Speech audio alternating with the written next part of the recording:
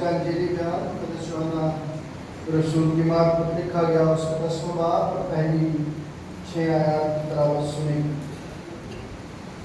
مقدس یوحنا رسول کی معرفت لکھا گیا انجیلی بیان اس کا 10واں باب اور اس کی پہلی 6 آیات کی تلاوت سنیے۔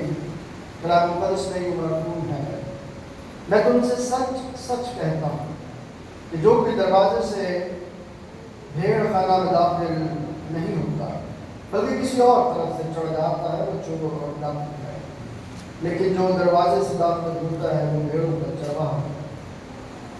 اس کے لیے دروازہ کھول دیتا ہے اور بھیڑیں اس کی آواز سنتی ہیں اور وہ اپنی بھیڑوں کو نام بنام بلا کر باہر لے جاتا ہے۔ جب وہ اپنی سب بھیڑوں کو باہر نکال چکتا ہے تو ان کے آگے آگے چلتا ہے اور بھیڑیں اس کے پیچھے پیچھے ہو لیتی ہیں، کیونکہ وہ اس کی آواز پہچانتی ہیں، مگر وہ غیر شخص کے پیچھے نہ جائیں بلکہ اس سے بھاگیں، کیونکہ غیروں کی آواز نہیں پہچانتی۔ یسوع نے ان سے ایک تمثیل کہی، لیکن وہ نہ سمجھے کہ یہ کیا باتیں ہیں جو ہم سے کہتا ہے۔ یہ ہمارے خدا یسوع مسیح کی انجیل ہے۔ تشریف رکھیے، آئیے اپنے سر کو جھکائیں اور خدا کے حضور میں ہم سب مل کر دعا کریں۔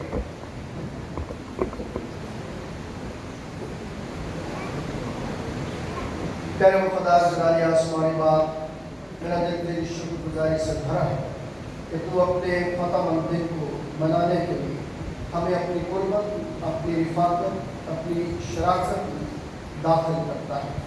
آج بھی خداوند میں اپنے لیے اپنے قربے کے لیے تیرا شکر ادا کرتا ہوں کہ خداوند ہم تیری بارگاہ میں ہیں۔ خداوند یہ تیرا فضل ہے ہم پر، اور خداوند میں حاضر جماعت کے لیے اور تمام تیرے ان بیٹوں اور بیٹیوں کے لیے، ان کی خاندانوں کے لیے تیرا شکر ادا کرتا ہوں جو تیرے دن کی خوشی کو منانے کے لیے تیری پاک جلالی مقدس بارگاہوں میں ہیں۔ اور اب جب ہم سب مل کر تیرے کلام کی آواز اور اس کی برکت کو پانا چاہتے ہیں تو خداوند ہمارے دل، ہمارے خیالات اپنی طرف لگا۔ میں اپنی ساری کمیوں، کمزوریوں، کوتاہیوں کا اقرار کرتا ہوں اور اقرار کرتا ہوں کہ میں نکما نوکر، مجھ سے بڑھ کر میں کچھ نہیں ہوں۔ خداوند آج بھی مجھے اپنے جلال کے لیے استعمال فرما اور لوگوں کے لیے برکت کا وسیلہ بنا، یسوع مسیح کے نام سے آمین۔ کلام مقدس ذرا کھولیے، ایک آیت آج میں چاہتا ہوں کہ آپ میں سے کوئی پڑھے۔ یوسایا کا صحیفہ نکالیے،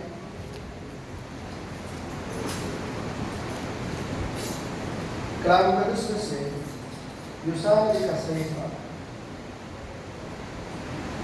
اس کا 58 نمبر،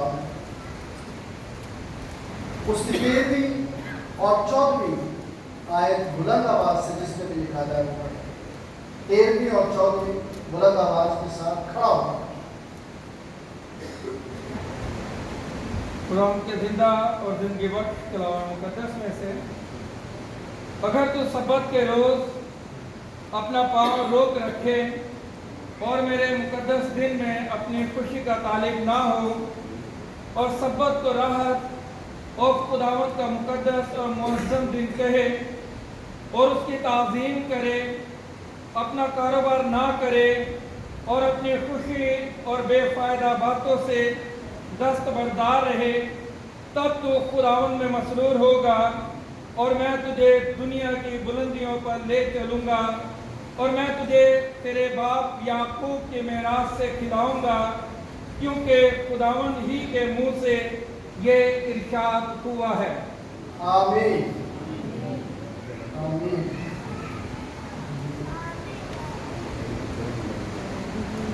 یہ آیت آپ تک تلاوت کروانے کا ایک خاص مقصد ہے، اور وہ خاص مقصد جو ہے وہ اس آیت کے ساتھ جڑا ہوا ہے جو ایمان کی کتاب اس کا 2واں باب اور اس کی 42ویں آیت میں ہم جان سکتے ہیں۔ سنیے، جو آج کی ہمارے لیے سردی آیت ہے وہ یہی ہے، اور یہ رسولوں سے تعلیم پانے اور رفاقت رکھنے میں اور روٹی توڑنے اور دعا کرنے میں مشغول رہے۔ میں کسی پر کوئی تنقید نہیں کرنا چاہتا، لیکن افسوس ان پر جو خود بھی خدا کے گھر میں آنا نہیں چاہتے اور دوسروں کو بھی بھگا کر اپنے ساتھ لے جاتے، خود بھی نہیں آنا چاہتے اور دوسروں کو بھی خدا کے گھر سے نکال کر اپنے ساتھ لے جاتے، پھر کہتے ہیں ہمیں برکتیں نہیں ملتی، ہم بلندیوں پر نہیں جاتے، یعقوب کی میراث سے ہمیں ملتا نہیں، ہم قرضوں میں ہیں، ہمارے گھر میں بھوک بیماری جاتی نہیں۔ کلام میں لکھا ہے کہ جب تو اپنے خدا کی عبادت کرے گا تو پھر کیا ہوگا؟ رزق کیا ہے؟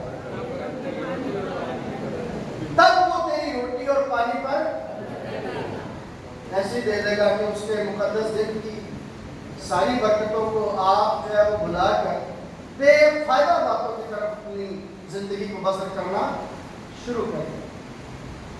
سمجھتے نہیں، جانتے نہیں، یا پھر جان بوجھ کر جو ہے وہ خدا کا مقابلہ کرتے۔ یہ مقابلہ کرنے والی بات ہے۔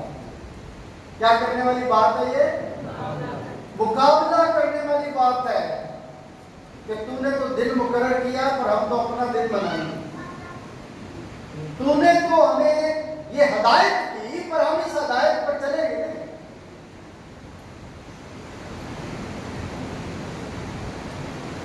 تو معاف کرنے والا معاف کر دے۔ ذرا نکالیے میرے ساتھ رومیو کا خط 6 باب، جس نے بھی نکالا جلدی سے 6 باب کی جو دوسری پہلی سے پڑھنا شروع کریں۔ رومیو کا خط جو ہے اس کا 6 باب اور اس کی پہلی آیت سے کسی نے نکالا تو ذرا پڑھ دیں۔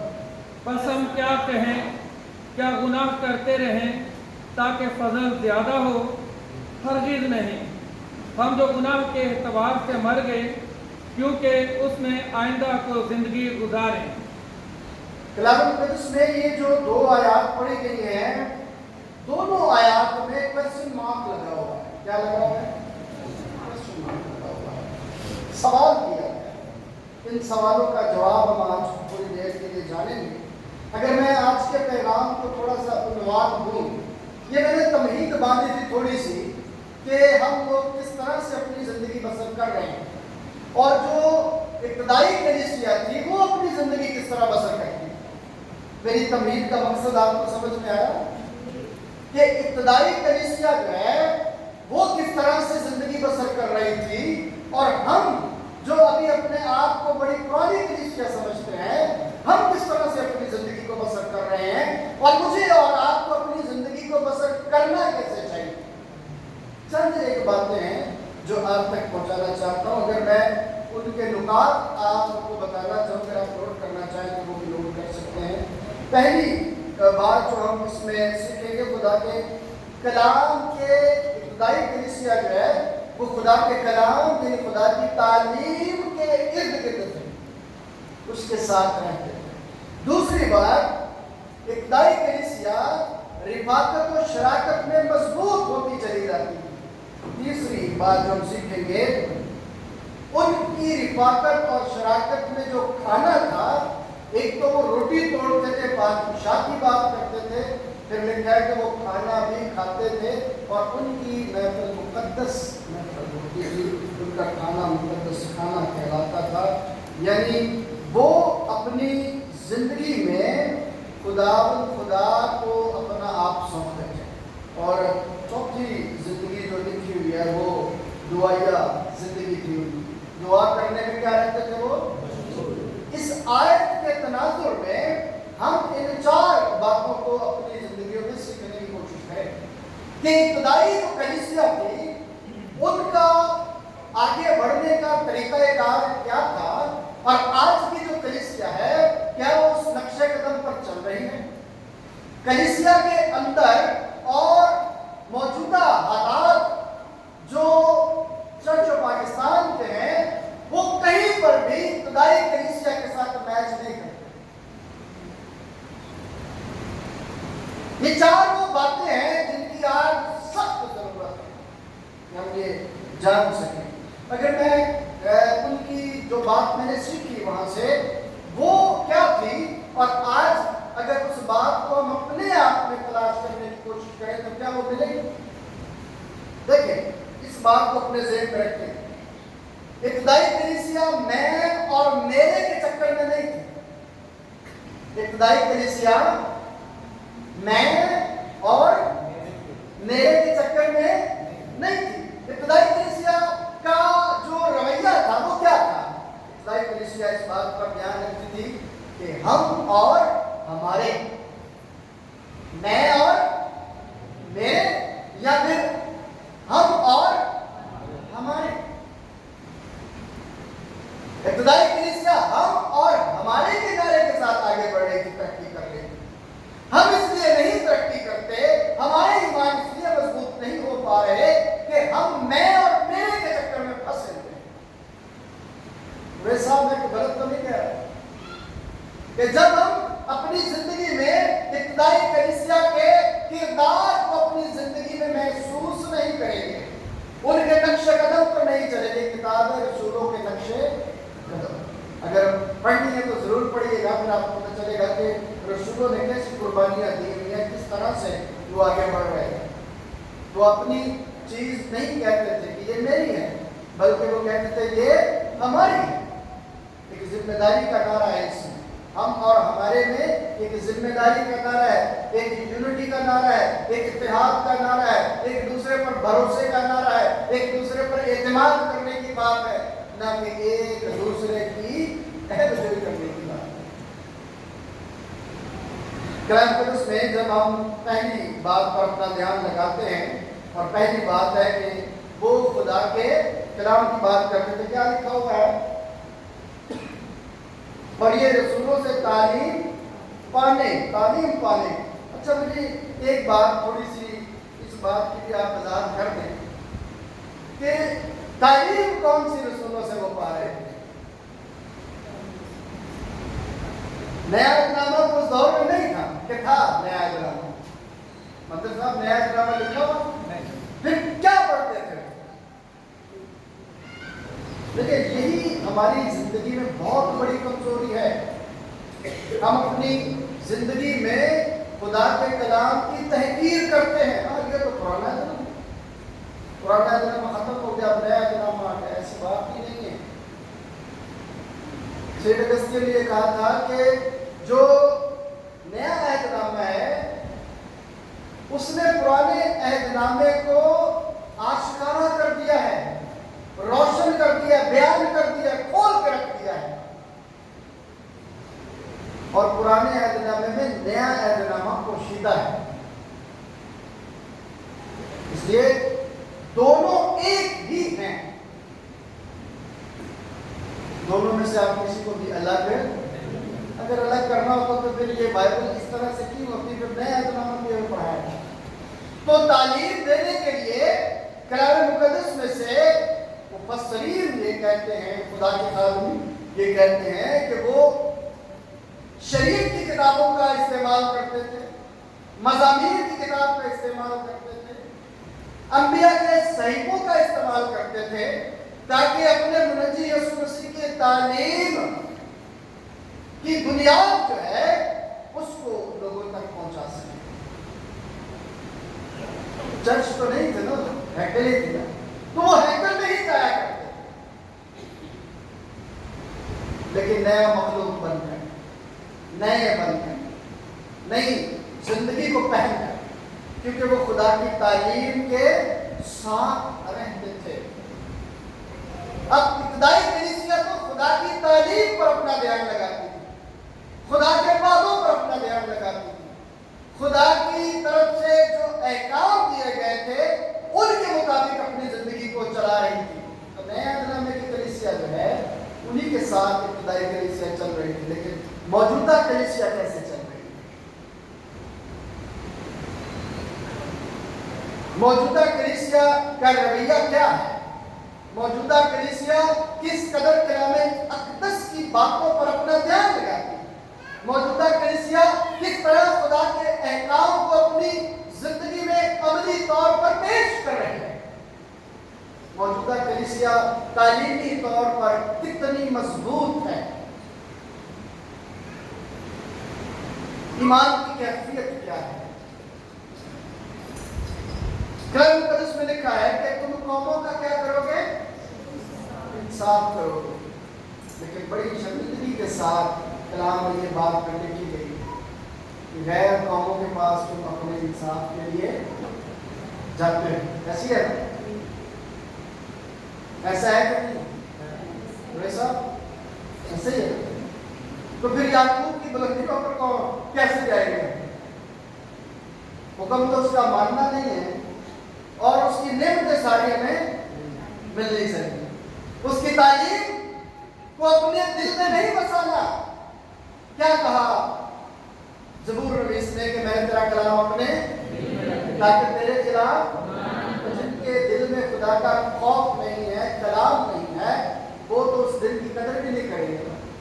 اور چاہیے یعقوب کی بلندیاں اور تعلیم اور احکام پر عمل نہیں کرنا، پھر یاد دلانا تو بڑا محبت کرنے والا ہے، تو بڑا پیار کرنے والا ہے۔ لیکن پولس رومیوں کے خط میں سوال کرتا ہے کہ اگر فضل ہو گیا ہے تو اس کا مطلب ہے کہ ہم گناہ پر گناہ۔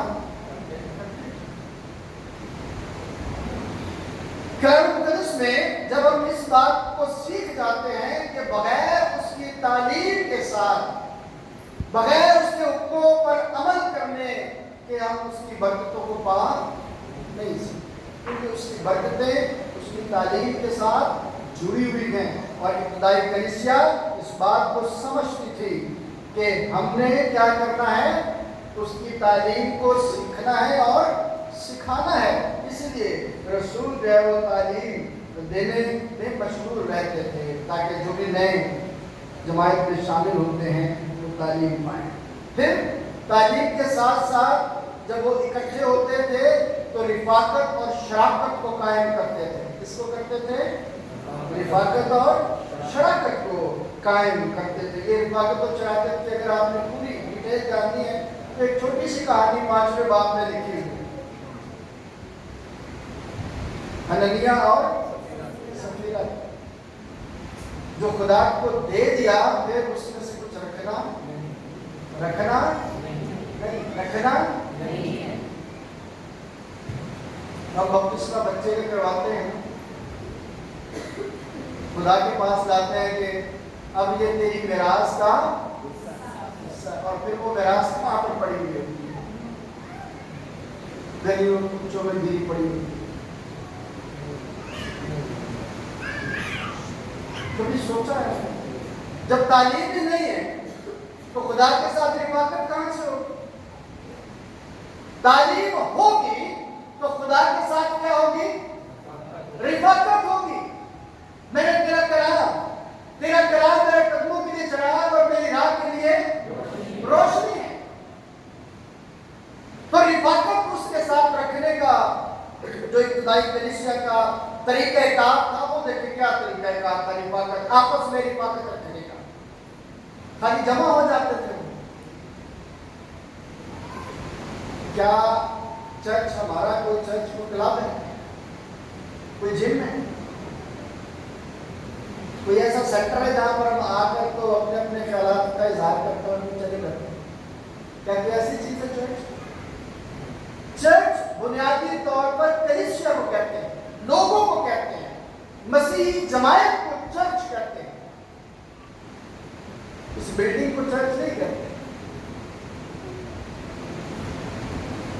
کلام مقدس میں ان کی رفاقت کا جو معیار تھا وہ یہ تھا کہ وہ اپنی املاک کو، اپنی جائیداد کو بیچ کر رسولوں کے کام کو لاتے تھے، اور پھر لکھا ہے کہ ہر ایک کی ضرورت کے مطابق انہیں کیا کیا جاتا تھا؟ بانٹا جاتا تھا۔ ساڈے کو لکھ روپیہ نے نال کا بیچارہ اپنا کہ کر لیتا ہے، بچے بھوکے مرتے ہو، کبھی اس نے سوچا کہ جا کے گھر 2000 روپئے لے۔ کبھی ایسا ہوا ہے؟ بہت سارے لوگ کرتے ہیں، میرا ایمان بہت سارے لوگ کرتے ہیں، لیکن اکثریت ایسا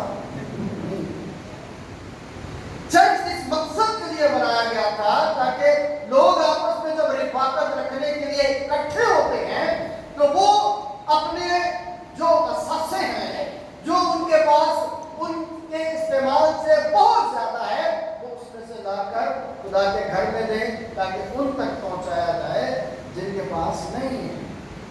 یہ چرچ ابتدائی کلیسیا کا آگے بڑھنے کا ایک طریقہ کار تھا۔ مجھے ایک بات یاد آ گئی، اسی وقت تو چراغ میں میرے کچھ دوست کئی سال، یہ بہت پرانی بات ہے، جب میں چھوٹا تھا، اتنا بھی نہیں تھا، کالج میں جاتا تھا،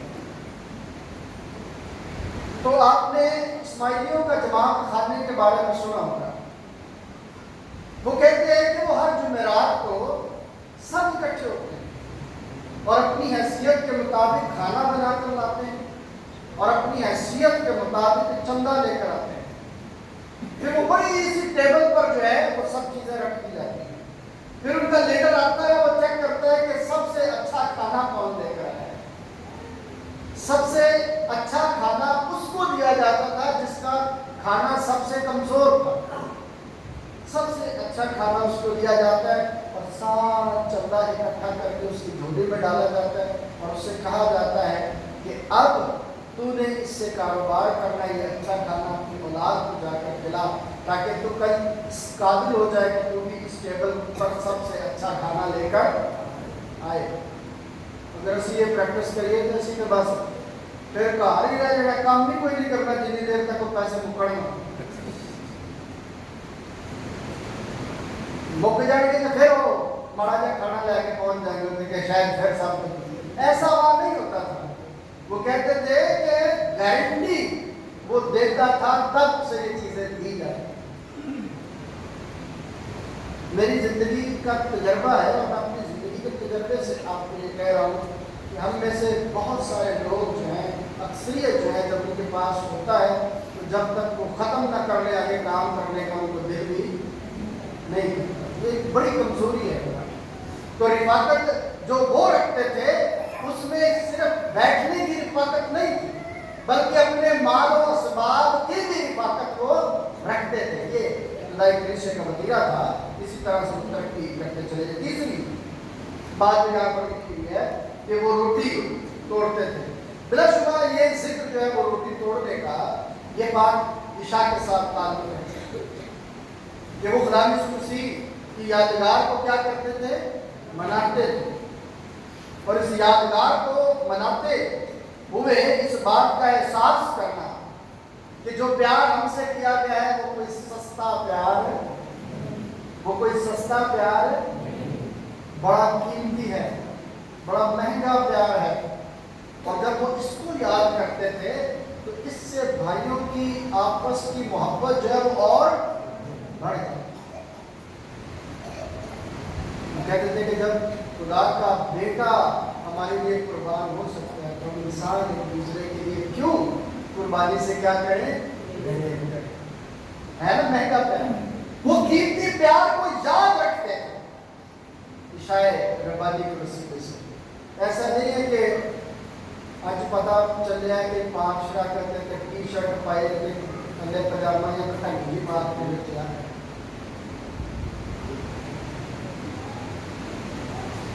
پتہ نہیں ہو رہا تھا کہ تب جب نہیں پایا ہے اپنی چھٹی ہوئی شرٹ ہی پائی تو اسے طرح قیمتی پیار کو سمجھتے نہیں کہ قیمتی پیار کتنا ہے۔ اپنے آپ کو تیاری کے ساتھ اس میں شامل کرنا ہے۔ یہ رفاقت ایسی نہیں ہے آج آپ اس جگہ پر موجود ہے، یہ کوئی عام اکٹھا ہونا نہیں ہے، یہ خاص اکٹھا ہونا ہے، یہ ترقی کی طرف جانے کے لیے اکٹھا ہونا ہے، یہ ڈکلائن کی طرف جانے کے لیے نہیں کہ آپ اکٹھے چرچ میں ہوئے ہیں تو اس کے بعد جو ہے وہ آپ نیچے ہی چلے چلتے چلے گئے۔ جو خدا کی حضوری میں آتا ہے وہ خدا اس کو پھر نیا بنا کے پالش کر کے بھیجتا جائے، پھر سے میں نے تجھے خوبصورت بنا دیا ہے، جا کر خداوند کے نام کو عزت اور اچھا خود جو آتے ہیں ایسے ادھر ادھر سے جیسے کلام میں لگا تم ادھر سے آ گیا اب ہم سیر کرتے آ رہے ہیں، وہ آرٹیفیشل اپنے آپ کو تیار کر کے آ جاتے ہیں، اور جب کلام کی بارش ہوتی ہے تو وہ سب نیچے بیٹھ جاتا ہے تو اپنا چہرہ دیکھ کے بھاگ جاتا ہے، ٹھہر نہیں سکتے۔ یہ خدائی کلیسیا جو ہے وہ خدا کے مہنگے پیار کو جو ہے اس رفاقت میں محسوس کرتی تھی جو وہ وقت کرتی अपना सब कुछ क्या करते थे, वक्फ करते थे। महंगा प्यार, फराख दिली का इजहार। खुदा ने कैसा अपना दिल जो है इंसानों के लिए बना दिया, सब तकलीफ से बचाने के लिए, ताकि बचाए जा सके। ये वो चर्च था जिसे हम रोल मॉडल कहते हैं। इब्तदाई चर्च क्या था? रोल मॉडल था। इब्तदाई चर्च के अंदर ये वो बातें थी जो आज के चर्च में मंदिर साहब कहते हैं नहीं मिलती। अकरम साहब, मंदिर साहब ठीक कह रहे हैं, इसका मतलब है साढ़े कहते भी कोई नहीं। जिंदगी में अगर मैं और आप खुदा के कलाम को पढ़ते नहीं हैं, पिछले 3 नुकात उसकी तालीम को अपने दिल में नहीं बसाते, एक महंगे प्यार की रिफाकत और शराकत को फराख दिली से आगे नहीं बढ़ाते, तो फिर हमारा इकट्ठा होना जो है वो खुदा के लिए नहीं है, वो हमारी जात के लिए। मैं तो अपनी जात के लिए आया हूँ। मैं तो ये बताने आया हूँ कि मेरे पास कितना इल्म है, मैं कितना आलिम हूँ। देखिए, रोल मॉडल चर्च इस जगह के मुताबिक आप क्या समझते हैं? क्या ये जगह जो है वो झूठों का महल है? ये जगह किसका मुकाम है? बोलिए। जब इसमें आप ईमान से आए, सब ईमान से हैं, सब ईमान से हैं, जोर से बोलिए जी, सब ईमान से हैं जी, ईमान से आए। और हम इसलिए आए हैं कि हम खुदावत अपने खुदा से रिफाकत रखें। वो रिफाकत कैसे रख रहे थे खुदाई कलीसिया वाले? सब कुछ दान कर, सब कुछ दे कर वो रिफाकत रखते थे। खुदा ने मुझसे और आपसे कैसे रिफाकत रखी? सब कुछ देकर। रोटी तोड़ने के इस अमल में ये बात हम सीखते हैं कि उसने अपना इकलौता बेटा दे दिया ताकि जो कोई इस पर ईमान लाए अल्लाह कबूल के हमेशा की। आखिरी जो नुक्ता है वो दुआया जिंदगी है। दुआया जिंदगी की जब हम बात करते हैं तो मैं इस इकरार के साथ आपके साथ बात कर रहा हूँ कि जब से मैं आपकी कलीसिया के दरमियान खिदमत के लिए आया हूँ, शायद उस तरीके के साथ, उस तरह से रोज मैं और मेरा खानदान आप सबके लिए दुआ जरूर करते हैं, लेकिन शायद कहीं कमी तो है। काम सारे हो रहे हैं, लेकिन फिर भी कहीं ना कहीं कोई कमी है जो मैं महसूस करता हूँ। और मैं चाहता हूँ कि मैं खुदा के हजूर बदिलो जान होकर इस रिफाकत और इस इब्तिदाई कलीसिया की तरह आपके दरमियान अपनी खिदमत को जारी रखूं। लगी इतनी बातों के साथ नहीं, अमली तौर पर खुदा के नाम को इज्जत और जलाल देने के। जब लीडर जो है, जब कायद जो है, वो बेहतर राह का इंतखाब अपने लोगों के लिए करता है और खुद लीड जब करता है, खुद आगे चलता है, तो कलीसिया भी फिर उसके साथ साथ चलने के लिए क्या हो जाती है? तैयार हो जाती है। लेकिन अगर लीडर ही भूल भुलैयों का शिकार हो, लीडर ही जिग-जैग भाग रहा हो, तो लोग कैसे उसके पीछे आएंगे? कभी नजर आ जाएगा, कभी गायब हो जाएगा, कभी नजर आ जाएगा, कभी तो लोग वहीं के वहीं रह जाएंगे। इसीलिए मौजूदा कलीसिया तरक्की की तरफ गामजन नहीं हो पा रहे, क्योंकि लीडर कभी नजर आता है, कभी गायब हो जाता है, कभी नजर आता है, कभी दुआया जिंदगी नहीं, जिनकी दुआया जिंदगी होती है, जो अपना वक्त खुदा की सुपुर्दगी में देते हैं, वो आगे बढ़ना पसंद करते हैं, वो आगे जाते हैं। उनकी जिंदगी में फिर हम और हमारे आ जाते हैं, उनकी जिंदगी से मैं और मेरे निकल जाते हैं, हम और हमारे आ जाते हैं। फिर हमारे काम जो है वो खुदा के जलाल की दुआया जिंदगी का मतलब आसान और सादा सा है, जो संडे स्कूल में भी हमने सीखा हुआ है कि खुदा के साथ बातें करना, खुदा के साथ बातें करना, खुदा की हिदायत और रहनुमाई में आगे बढ़ना। दुआया जिंदगी ایک دعا لفظی ہوتی ہے اور ایک عملی دعا بھی ہوتی ہے.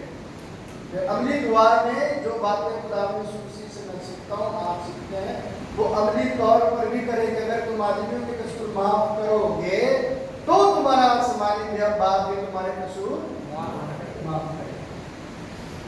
جو میں نے آج یہ ساری چیزیں آپ تک رکھی, نتیجہ کیا ہے؟ نتیجہ پڑھے, بولیے نتیجہ پڑھنا چاہتے ہیں؟ دیکھیے نتیجہ کیا ہے. 47ویں آیت میں آپ کے لیے پڑھوں گا. اور خدا کی حمد کرتے اور سب لوگوں کو عزیز تھے اور جو نجات پاتے ان کو خدا ہر روز ان میں ملا. کیا تھا کہ وہ خدا کا خوف رکھتے تھے. نتیجہ کیا تھا؟